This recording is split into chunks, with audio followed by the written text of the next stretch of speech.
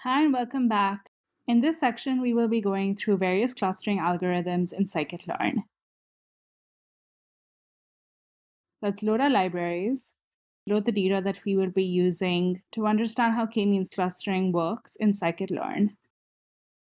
This data doesn't come with a column name, so you have to enter the column names, save the data file to CSV so that we can pull it up later without entering the column names again.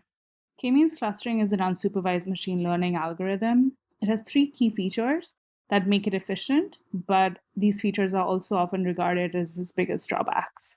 The Euclidean distance is used as a metric, variance is used as a measure of cluster scatter, and the number of clusters k is an input parameter. K is this arbitrary number that usually should be picked carefully because an inappropriate choice of k may yield poor results.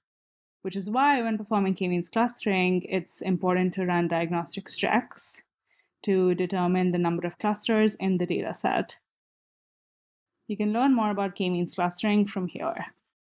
It is a very popular unsupervised machine learning algorithm, so it's definitely an algorithm that must be in every data scientist's toolkit.